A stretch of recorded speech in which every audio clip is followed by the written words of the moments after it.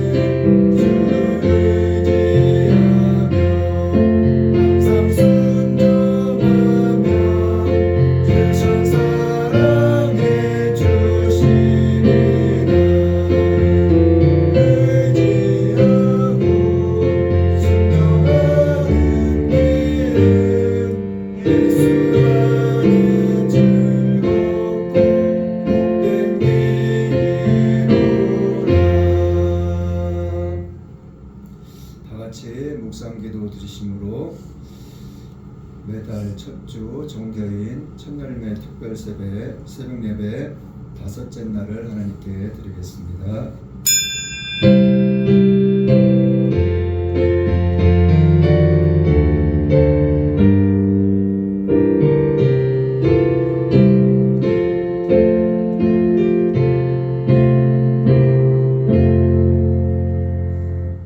사랑하는 자여, 내 영혼이 잘된 같이 내가 범사에 잘되고 강건하기를 내가 간구하노라. 전능하사 천지를 만드신 하나님 아버지를 내가 믿사오며 그 외아들 우리 주 예수 그리스도를 믿사오니 이는 성령으로 잉태하사 동정녀 마리아에게 나시고 본디오 빌라도에게 고난을 받으사 십자가에 못 박혀 죽으시고 장사한 지 사흘 만에 죽은 자 가운데서 다시 살아나시며 하늘에 오르사 전능하신 하나님 우편에 앉아 계시다가 저리로서 산자와 죽은 자를 심판하러 오시리라. 성령을 믿사오며 거룩한 공예와 성도가 서로 교통하는 것과 죄를 사하여 주시는 것과 몸이 다시 사는 것과 영원히 사는 것을 믿사옵나이다. 아멘. 찬송가 349장입니다.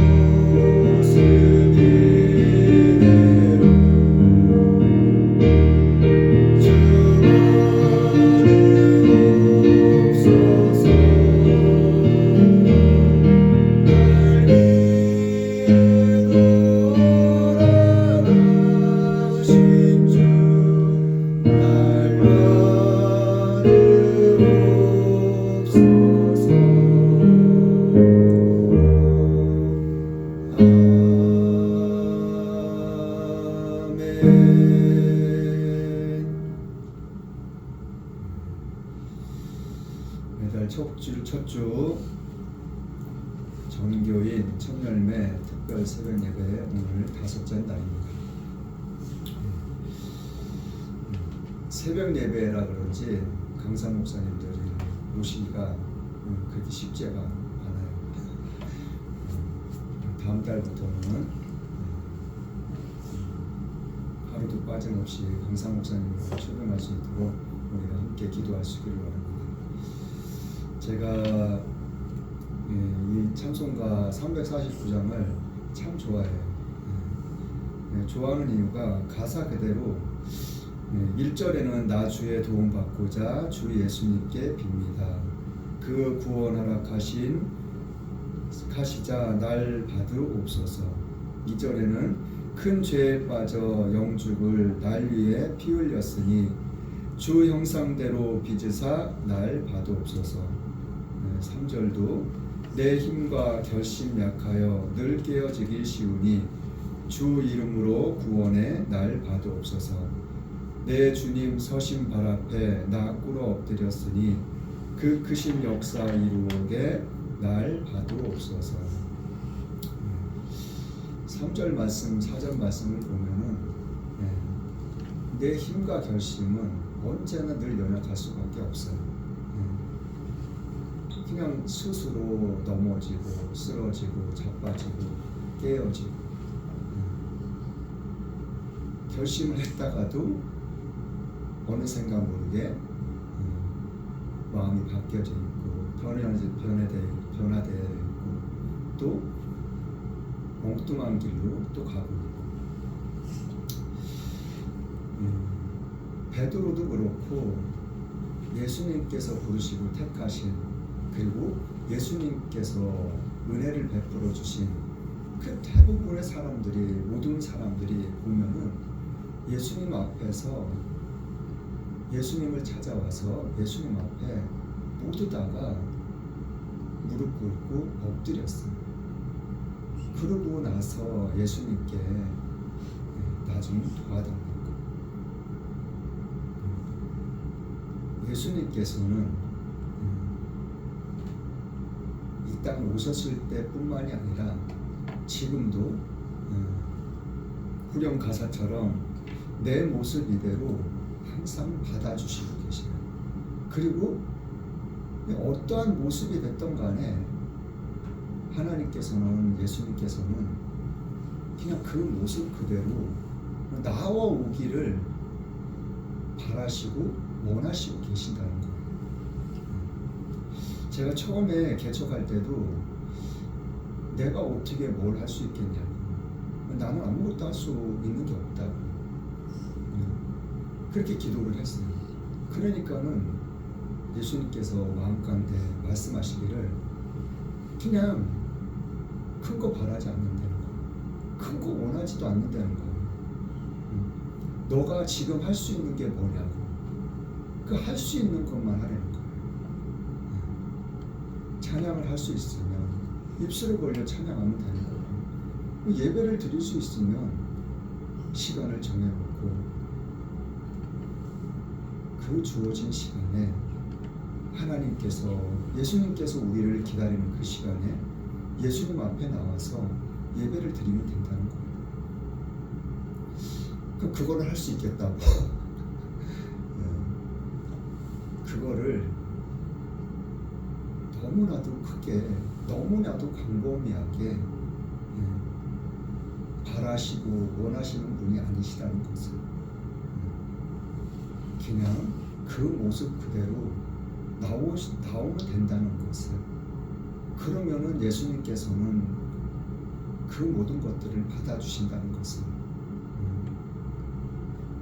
말씀해 주셨기 때문에 제가 이렇게 하나님 앞에 결단을 하고 개척을 하게 되고 지금까지 여기까지 오게 된 것입니다.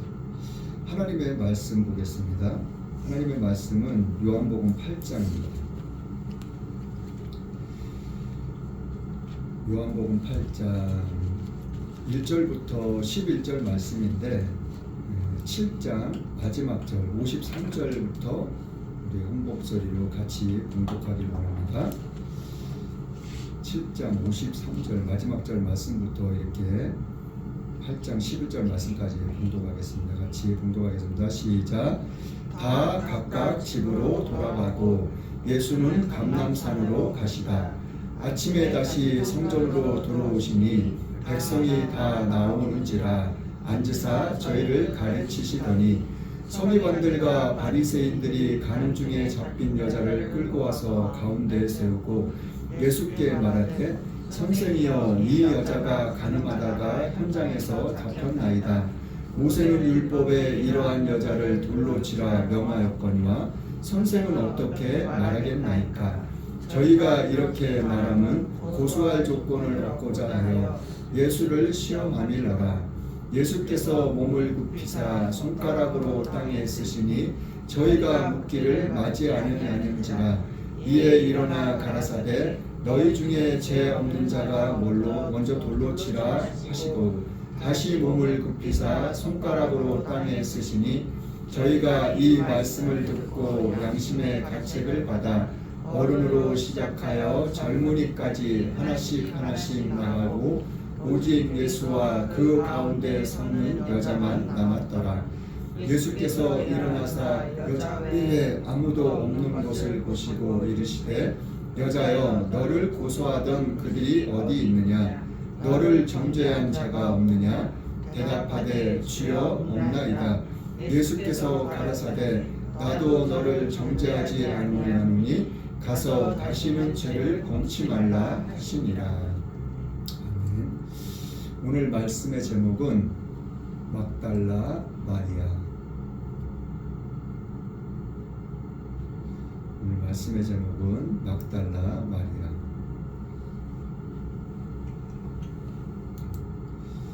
제가 요번 주 주일날 누구에 대해서 말씀을 전해드렸죠? 예수님의 제자 베드로. 제가 성경 가운데서 수많은 인물들이 있지만 그 남자 중에서 한 사람을 꼽으라 그러면은 베드로를 참 좋아해요. 그리고 여자를 꼽으라 그러면은 오늘 본문 말씀을 읽었던 이 여자입니다. 이 여자의 이름이 누구라고요? 막달라 마리아. 자, 베드로를 제가 좋아하는 이유 중에 한 가지는 뭐냐면은 예수님이 군병들하고 많은 사람들한테 잡힐 때 베드로에게 예수님께서 몇 번이고 말씀해 주셨거든요. 너가 나를 부인할 거라고. 오늘 닭이 울기 전에 3번이나 부인할 거라고. 그리고 다 나를 버리고 다 떠나갈 거라고. 그런데 그 말씀대로 베드로는 3번을 부인했거든요. 근데 그냥 부인한 것이 아니라 모른다고 이렇게 부인한 것이 아니라 저주까지 하면서 예수님을 모른다고 부인했거든요. 그 닭이 울자마자 울음소리를 듣자마자 베드로는 바깥으로 나가서 정말 심히 통곡했다고 성경은 기록합니다.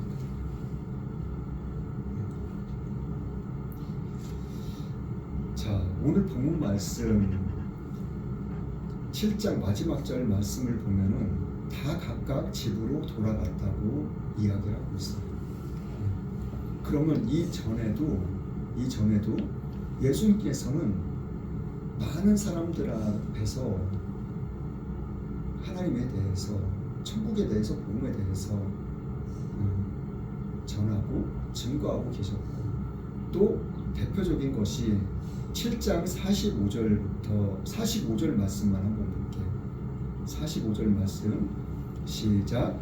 하속들이 대제사장들과 바리새인들에게로 오니 저희가 묻되 어찌하여 잡아오지 아니하였느냐. 대제사장들, 바리새인들, 이 사람들이 자기네들이 데리고 있는 그 하속들, 여기서 말하는 하속들은 일반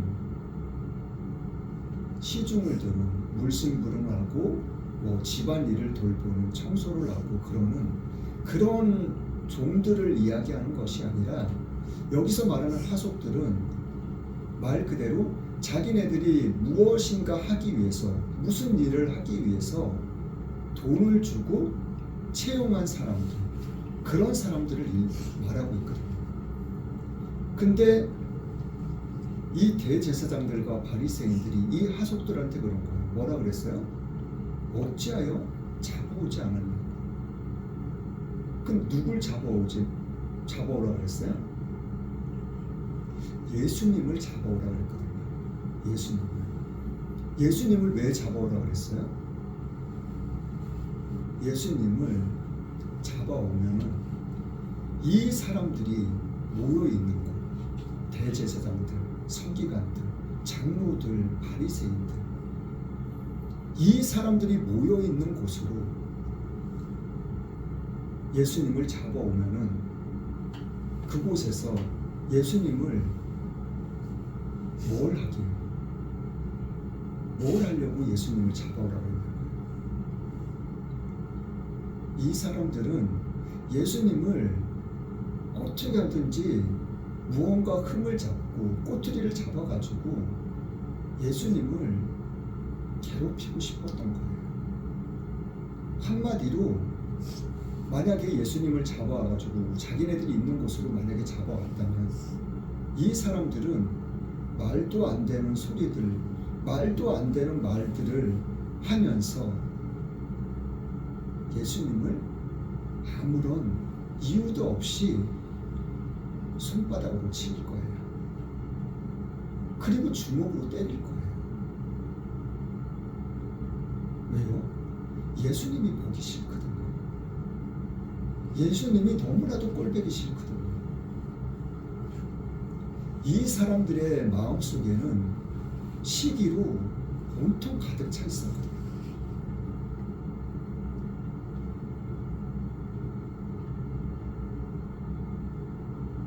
수많은 이런 사람들을 비롯해서 예수님 앞에 나와서 예수님의 말씀을 듣고 하나님에 대해서, 천국 복음에 대해서, 그리고 또한 아픈 사람들은 치료를 받기 위해서, 고침을 받기 위해서 수많은 사람들이 항상 모여 있었거든요.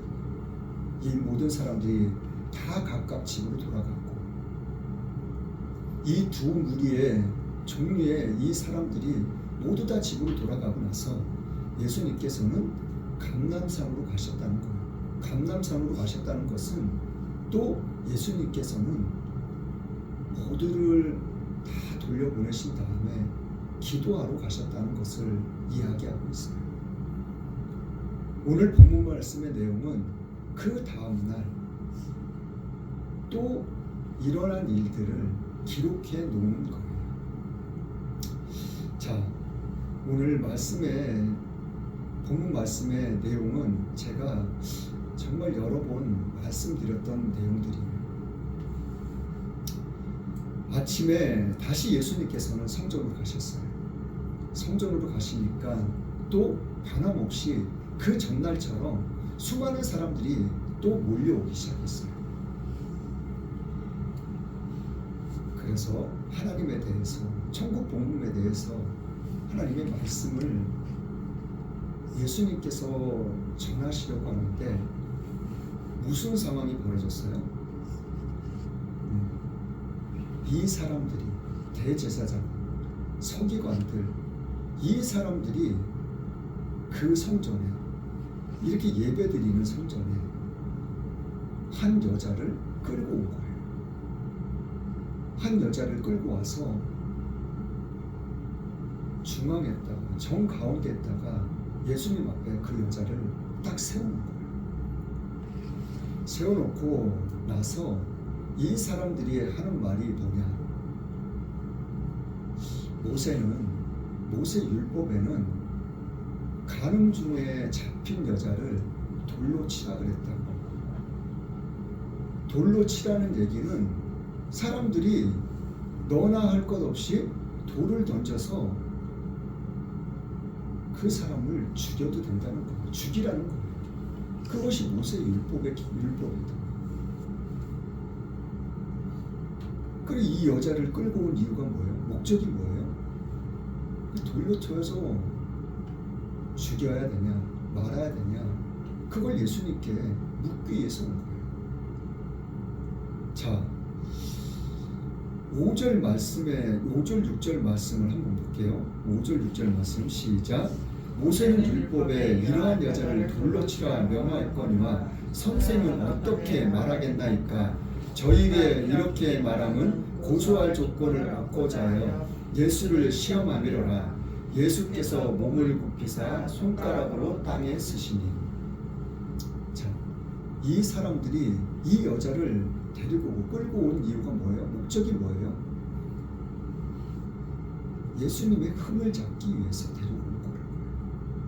그리고 예수님께서 이 여자를 향해서 뭐라고 말할 건지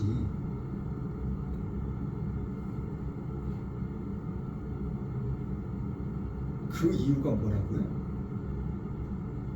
흠을 잡기 위해서라고요. 흠을. 그러면은 돌로 치라고 모세 율법에 그렇게 되어 있으면 모세 율법대로 돌로 치라고. 그러면 예수님께서 흠을 안 잡히실까요? 그렇지 않고 하나님은 사랑이시라고.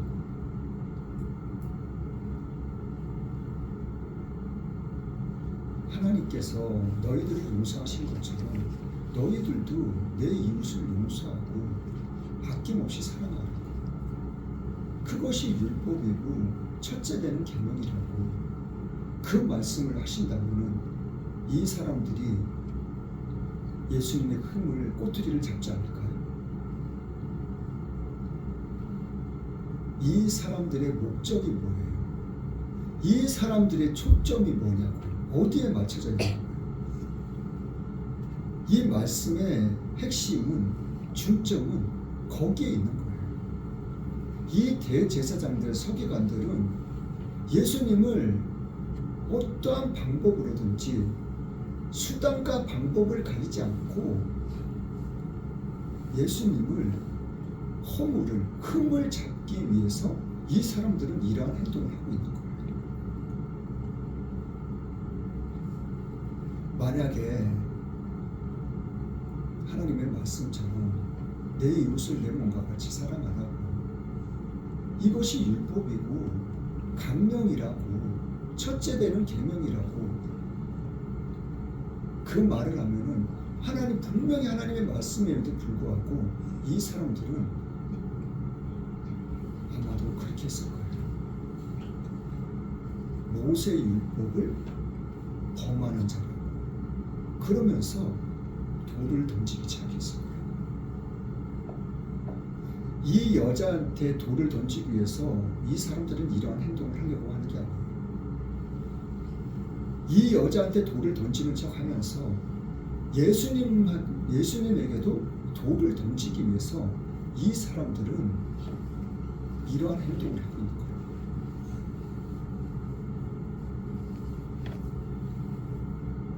그러면은 모세 율법대로 그렇게 기록되어 있어? 그럼 돌 던져. 너네들이 알아서 해. 그러면은 그 반대로 또 이 사람들은 또 이야기할 거라고요. 하나님의 사랑을 이야기하면서 돌을 던지라고 이런. 그러면서 예수님에게 먼저 돌을 던질 수도 있어요.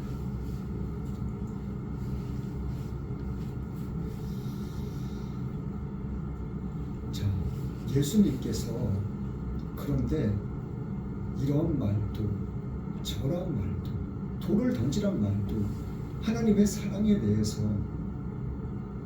그 어떤 말씀도 안 하셨다는 거예요. 무작정 앉으셔서 땅에 글을 썼다는 거예요.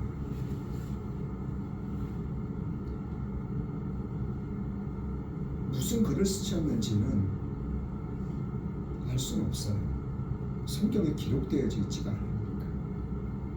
그러나 이 사람들의 목적이, 이 사람들의 초점이 어디에 맞춰져 있다고 그랬어요? 오직 예수님. 오직 예수님한테만 맞춰져 있다니까요.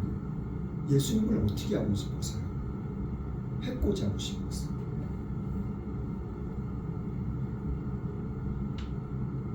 예수님을 어떻게 해서든지 없이 하고 싶은 거예요.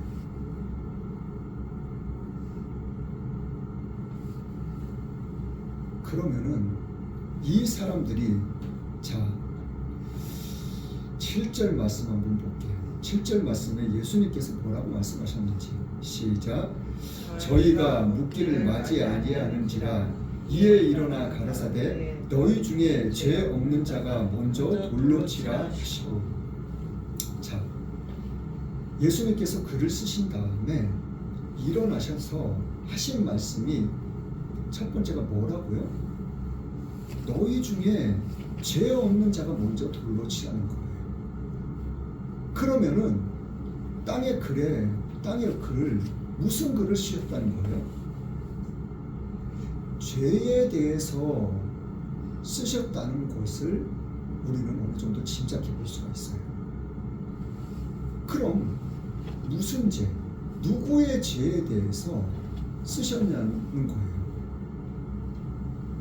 하나님의 말씀, 율법, 십계명, 그런 걸 쓴다고 이 사람들이 이 돌을 그냥 더 내려놓을까요? 저는 개인적으로 그렇게 생각하지 않아요. 그 어떠한 말을 한다 그래도 이 사람들은 이 돌을 이 여자에게, 이 예수님에게 던질 준비를 하고 온 사람들이에요.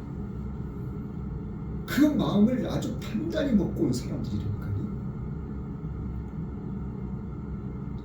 그럼 이 사람들이 이러한 일들을, 이러한 행동을 멈추게 할 수 있는 방법이 뭐예요? 그리고 바닥에 글을 썼는데 이 글을 누가 볼 수 있냐는 얘기예요. 이 바닥에 쓴 글씨를 아주 예수님하고 가까이 있는 사람, 그 사람밖에 볼 수가 없어요. 그럼 이 여자를 데리고 온 사람들이 누구예요? 대제사장들이에요. 바리새인들이에요. 예수님께서는 분명히 이 대제사장들, 바리새인들이 볼 수 있는, 그리고 이 사람들이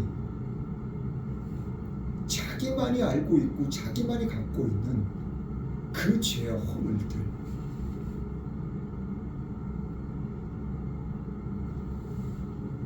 그거를 아마도 바닥에 쓰지 않으셨을까.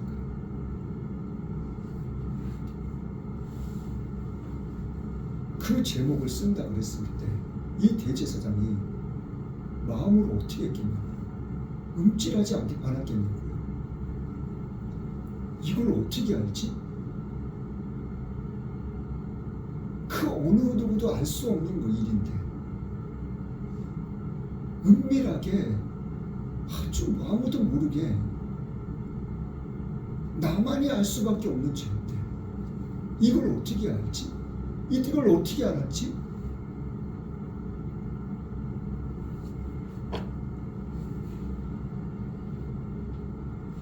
이 대제사장들은, 바리새인들은 스스로 몸을 움찔했을 거예요.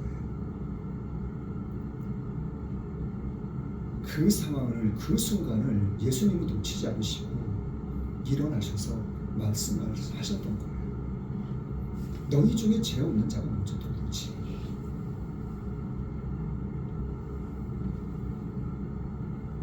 이 상황 속에서 그 어느 누구도 돌을 던질 수 있는,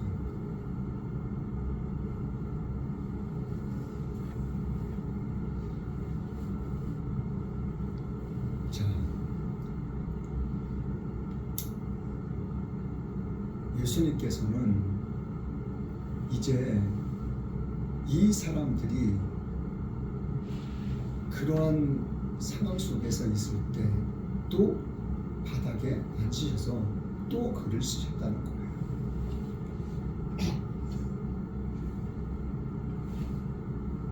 그러고 나니까 사람들이 어떻게 해요? 자, 9절 말씀 11절 말씀까지 볼게요. 9절 말씀부터 시작. 저희가 이 말씀을 듣고 양심의 가책을 받아 어른으로 시작하여 젊은이까지 하나씩 나가고 오직 예수와 그 가운데 서는 여자만 남았더라. 예수께서 일어나서 여자 외에 아무도 없는 것을 보시고 이르시되 여자여 너를 고소하던 그들이 어디 있느냐? 너를 정죄한 자가 없느냐? 대답하되 주여 없나이다. 예수께서 가라사대 나를 너도 정죄하지 아니하노니 가서 다시는 죄를 범치 말라 하시니라. 자, 보세요. 어른으로 시작해서 젊은 사람들까지도 하나씩 다 나갔다는 거예요. 다 나가고 나서 조용해지니까, 아주 고요해지니까 예수님께서 일어나셨다는 거예요.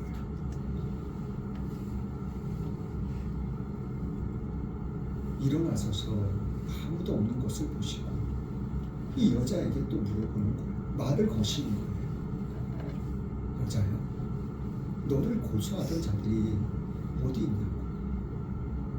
너 가늠하다 잡힌 죄인이라고, 더러운 여자라고. 너를 지금 고소한 사람들이 어디 있냐고. 너의 죄를 갖다가 정죄한 사람들이 어디 있냐고. 예수님의 이 음성을, 이 말을 듣고 난 이 여자는 그제서야 고개를 들고 뒤를 둘러보기 시작했을 거예요. 아무도 없다.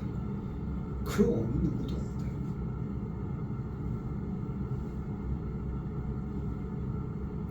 자, 성경에는 오늘 본문 말씀에는 이 사람들이 돌을 들고 왔는지, 돌을 버리고 갔는지, 돌을 가지고 갔는지, 돌에 대해서는 전혀 기록되어 있지 않아요. 근데 돌로 치라는 말, 그 말씀만을 기록되어 있어요. 근데 이 돌을 가져왔는지 안 가져왔는지, 그거는 8장 마지막 부분에 가면은 우리가 알 수 있어요. 자, 보면은 11절 말씀에 예수님하고 여자 외에 아무도 없다 그랬잖아요. 그쵸? 10절, 11절 말씀에 여자와 예수님하고 여자 외에는 아무도 없다 그래요. 다 나갔잖아요. 성전 안에서. 그쵸? 다 나갔으면은 예수님께서 나도 너를 정죄하지 않는다고, 그러니까는 돌아가라고. 그 대신에 돌아가서는 다시는 죄를 범치 말라고. 이 말씀만 하시고 이 마리아라는 여자를 돌려보낸 거예요. 그럼 마리아가 성전에 가만히 있었겠어요? 집으로 돌아갔을 거 아니에요. 그렇죠? 돌아가면 이 성전 안에 누구만 있어요? 예수님밖에 안 계시잖아요. 그렇죠? 그 다음 절 11절 말씀, 그 다음 절 12절 13절 말씀을 다시 읽어보면 알 수가 있어요. 자, 12절 13절 말씀 읽어볼게요. 시작.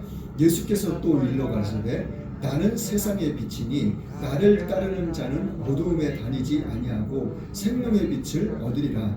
바리새인들이 가로되 내가 너를 위하여 증거하니 내 증거는 참되지 아니하도다.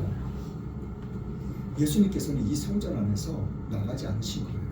지금 성전 안에 계속 계셨던 거예요. 근데 이 여자가 나갈 때 어떻게 됐어요? 성전 바깥에는 이 사람들이 그대로 있었다는 거예요. 집에 돌아가지 않고 그 바깥에 다 그대로 있었다는 거예요.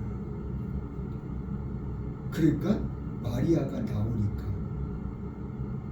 마리아를 나가는 걸 봤을 거 아니에요. 집으로 가는 거를, 돌아가는 걸 봤을 거 아니에요.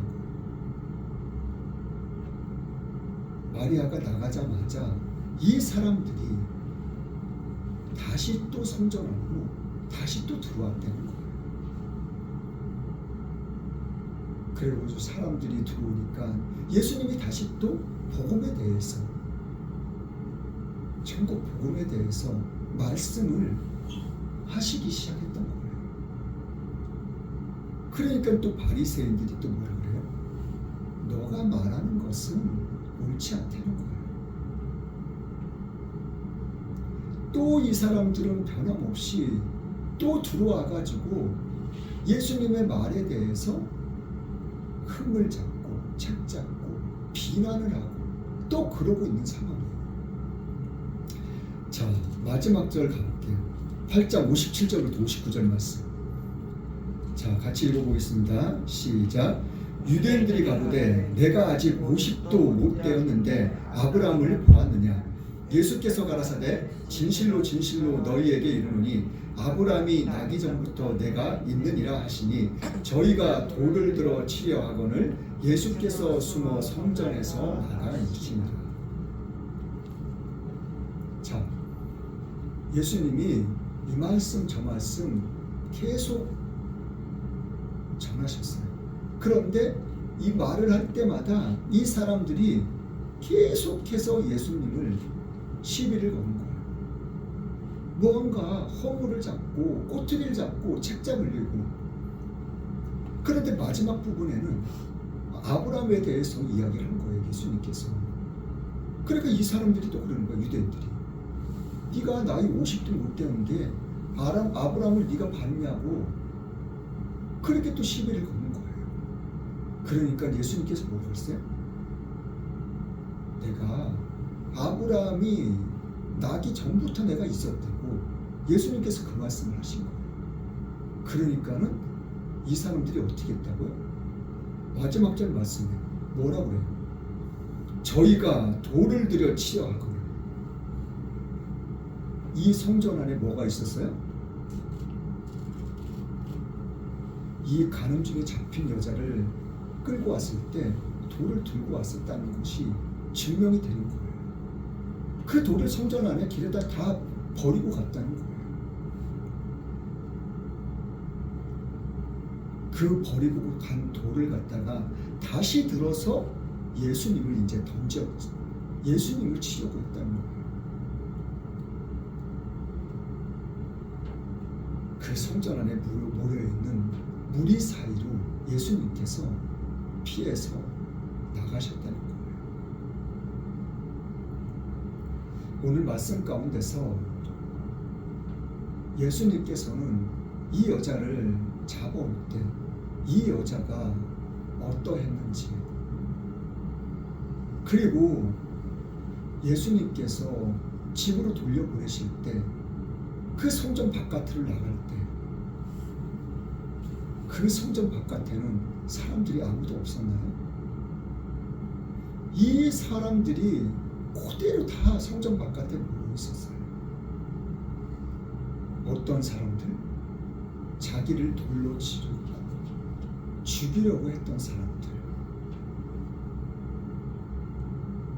그 사람들을 뚫고 지나서 집으로 돌아가야 돼요.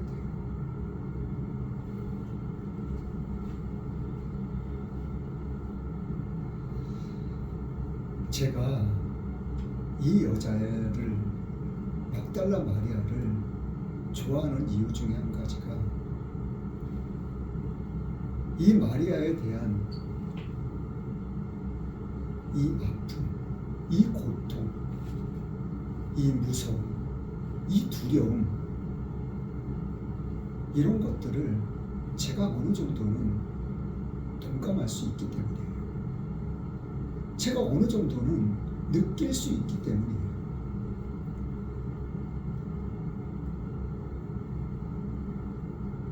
지금은 안 그렇지만 제가 어렸을 때는 학교를 가든지 뭐 동사무소를 가든지 뭐 서류 같은데 기재하는 날에 지금은 주소만 적으면 되지만 제가 어렸을 때는 본적지라는 것을 적어야 됐었어요. 본적지를 적고 그 다음에 주소를 적고 내가 살고 있는.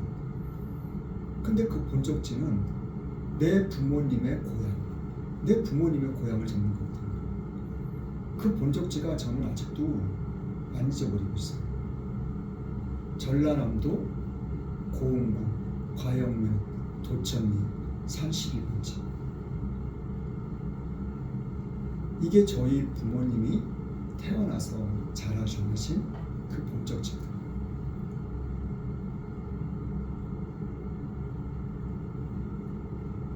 (60년대) 중후반에 저희 아버님이 제일 장남의 장손이에요. 밑으로 8남매가, 그리고 밑으로 동생이 7명이 있었죠. 그 당시에는 시골에는 먹고 살 게 없었대요. 농사 질 것도 없었고. 그리고 60년대 중후반에 저희 아버님이 무작정 부모님과 그 동생들을, 그리고 결혼하셔가지고 제 위로 친누나가, 3살 많은 누나가 딱 한 명 있었어요. 무작정 서울로 오신 거예요. 무작정. 그래가지고 서울 답신이라는 산동네, 산에서 그 당시에는 수많은 사람들이 다 어렵게 살 때니까 그 산동네라는 곳은 다 그런 사람들, 집 없는 사람들, 먹고 살 게 없는 사람들, 그런 사람들이 판잣집을 짓고 모여서 살던 곳이에요. 한 사람, 두 사람, 수많은 사람들이 그 산에 터를 만들고 판자를 가져다가 집을 만들어가지고 살고 있는 시절. 그 물도 안 나오고 그 연탄도 없고, 그래서 그 산에서 밑으로 내려오면 이제 마을이 있는데 그 마을에 이 뻥뿌지라는 그런 물이 그 마을에 하나가 있었거든요. 거기에서 물처럼, 동그란 물처럼 지게 양쪽에 하는 그런 거를 길어다가 산 살고 있는 데까지 갖고 올라가서 물을 쓰고 물을 먹고 그랬던 시절이에요. 연탄도 새끼줄 같은 거에다가 2장, 3장 이렇게 끼워가지고 가지고 올라와가지고 연탄을 떼다. 그 일들을 제가 다 했거든요.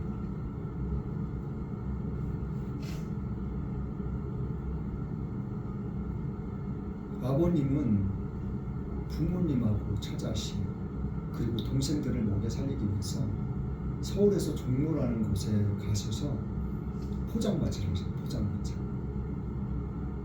그런데 60년대 뭐 그때는 그 서울에는 정말 깡패들이 정말 많이 있었을 때예요. 아버님이 포장마차를 하셨는데 길에서 싸우시는 사람을 말리셨대요. 말리셨다는 것은 두들겨 맞고 있는 사람을 이제 도와주기 위해서 그 때리는 사람을 저희 아버님이 이제 때렸겠죠. 그러지 말라고. 근데 이 사람이 맞은 게 억울해서 그런지 며칠 있다가 와가지고 포장마차는 천이잖아요. 천. 뒤에서 여기 뒤에가 천으로 되어 있던 포장마차로 되어 있다면 뒤에 와서 칼로 아버님을 찌르는 거예요. 저희 아버님.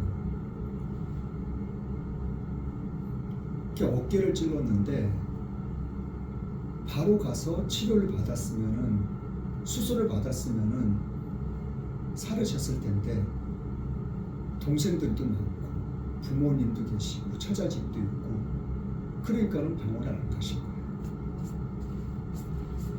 그 몇 달 있다가 병원을 가니까 그 칼에 쇠가 독이 있으니까 그 독 기운이 온몸에 다 퍼져가지고 어깨가 속이 다 썩어버렸단 말이에요. 그래가지고 그때는 제가 엄마 뱃속에 있을 때니까.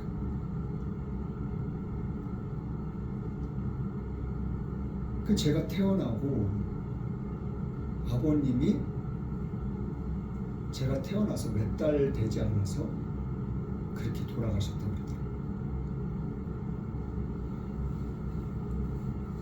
그러고 나신 다음에 얼마 안 돼서 어머님은 재혼해서 다른 곳으로 가시고, 그 할머니 할아버지 밑에, 삼촌들 밑에, 작은아버님 밑에 그 누나랑 저는 이제 자라기 시작한 거예요. 제가 어렴풋이 기억나는 것들은 초등학교 1학년 때 하얀 손수건에다가 종이로 이름을 쓴 명찰, 초등학교 입학 갈 때 그때 기억이 조금 나고, 이제 초등학교 3학년 때부터 좀 기억이 나더라고요. 근데 그 당시에 할머니가 이제 어느 정도 이제 어렸을 때도 늘상 얘기했던 것 같아요. 잘 알아듣지는 못했는데 너무 어렸을 때는. 근데 초등학교 3학년 때부터는 그 말이 이제 들리니까 뭐라 그러냐면은 너 엄마가 너 버리고 도망가셨다. 딴 데로 시집가셨다. 근데 버리고 도망가고 그런 말은 별로 생각이 안 나는데 그냥 다른 곳으로 가셨다고. 근데 살아 계신다는 거를 아는 거예요.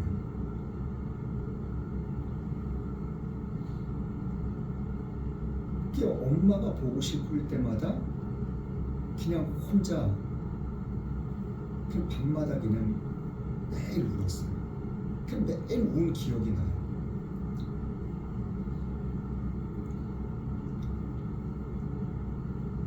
소리 내서 울면 안 되니까 그냥 항상 속으로 눈물만 계속 흘렸지.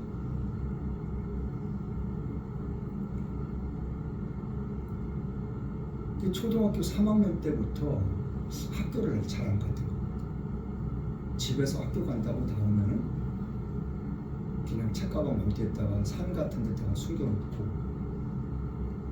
하루 종일 돌아다니고 여기저기 돌아다니고,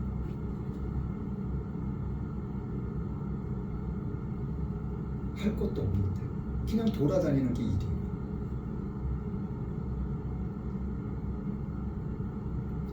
초등학교 3학년 때부터 이제 그렇게 하다 보니까 이제 나이가 먹으면 먹을수록 이제 나와 같은 처지에 있는 그런 친구들을 이제 한 명, 두 명 만나기 시작하고, 만나면서 그런 친구들하고 할 게 뭐가 있어요? 그 친구들도 똑같이 엄마 아빠가 먹던지 아니면 이혼했던지 다 그런 친구들이니까. 그 집에 있고 싶지 않고 집에 들어가고 싶지 않으니까 다 나와 있는 애들이니까.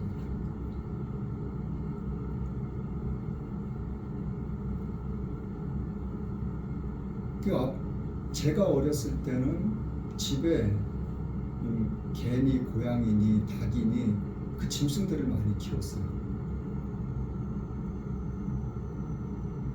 근데 삼촌들, 작은아버님들 공부를 안 한다고, 공부를 못 한다고 그렇게 막 혼내는 거예요.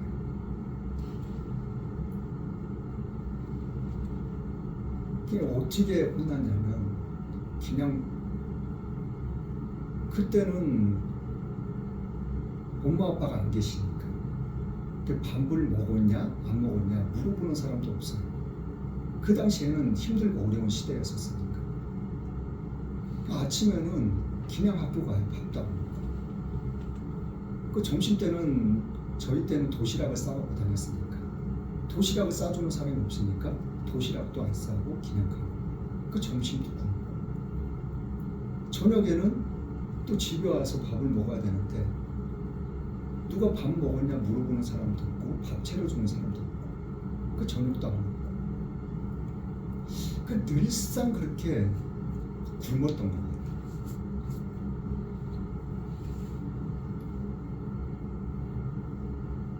그러면서 이제 그런 친구들하고 어울려 다니면서 나쁜 짓도 하게 되고,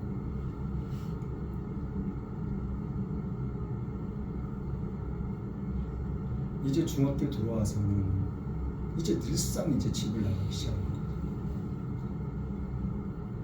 그러니까 학교도 다니기도 싫고 집에도 들어가기도 싫고, 집에 들어가면은 그 삼촌이 공부 안 한다고, 공부 못 한다고 맨날 두들겨 패니까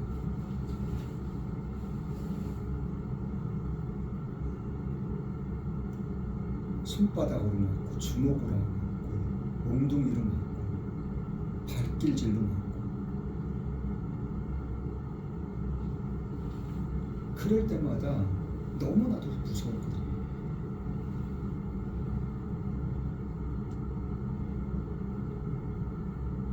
막 손으로 막 때리다가 발길질하다가 밖에 나가서 몽둥이 가지고 나갈 때 그 짧은 시간이 얼마나 그렇게 무서웠는지 두려웠는지.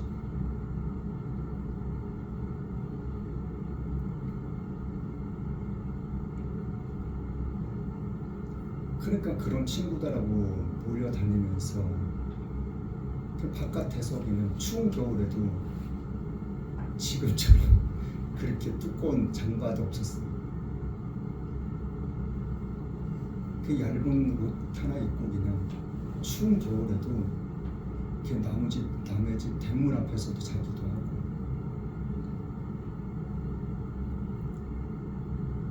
집에 들어가기 싫어서 집 앞에 이제 개집이 있었거든요.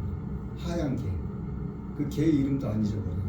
그 개 이름이 찰이라는 이름을 갖고 있었는데, 그 개집에 들어가가지고 개하고 같이 자기도 하고, 집에 들어가기 싫어서. 집에 들어가면 또 두들겨 맞을까. 먹은 게 없으니까 아주 사랑이보다도 더 날씬했었던 기억. 키도 작고, 지금은 키가 크지만 그때는 정말 작았던 거예요. 그 개집에 들어가서 그 개하고 같이 잘 정도였으니까.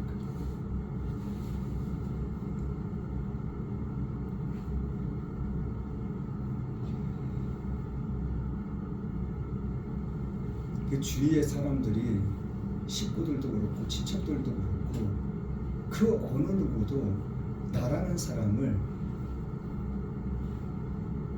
좋게 보지 않았어요. 그리고 좋게 말하지도 않고, 쟤는 절대 사람이 안 될 거야, 사람 무시를 못할 거야.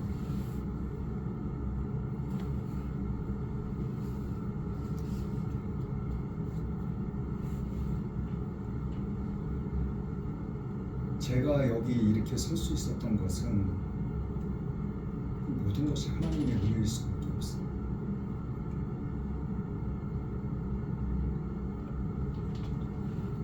중학교 때는 친구들하고 절도해가지고 신문에도 나고 그랬습니다.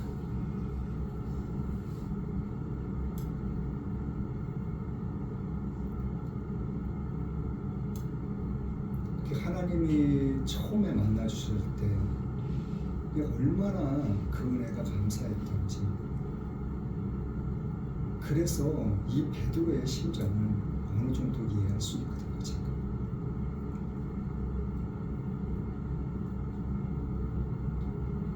그 은혜 때문에, 그 예수님의 사랑 때문에 지금까지 여기까지 올 수 있었던 거예요.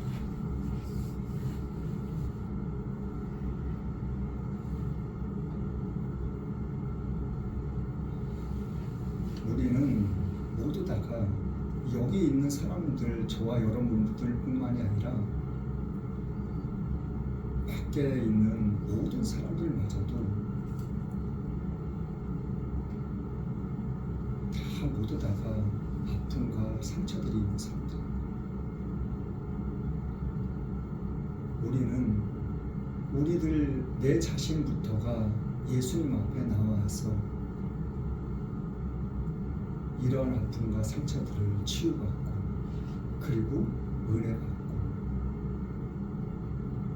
그리고 이 은혜와 사랑을 갖다가 우리 또한 다른 사람들에게 나눠줘야 된다는 거예요. 예수님이 그러했듯이 예수님은 지금도 우리와 함께 하셔요.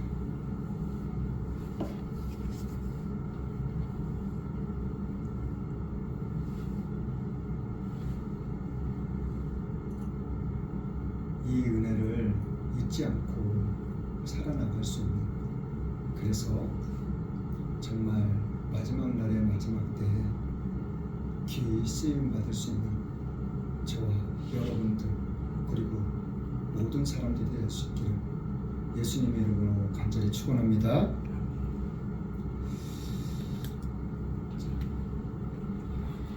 기도하고 주기도문으로 예배를 마치겠습니다. 참 좋으신 하나님 감사합니다. 웬 은혜인지 웬 사랑인지 만세전부터 저희들을 부르시고 택하시고 하나님의 자녀 삼아주심을 감사드립니다.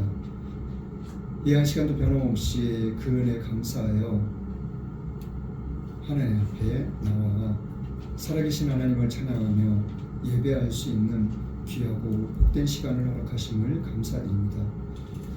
앞으로의 삶 가운데서도 하나님을 믿지 않고 살아나갈 수 있는 저희들의 믿음의 삶이 될 수 있도록 하나님 저희들을 붙잡아 주시옵소서. 저희들을 도와주시기 원합니다.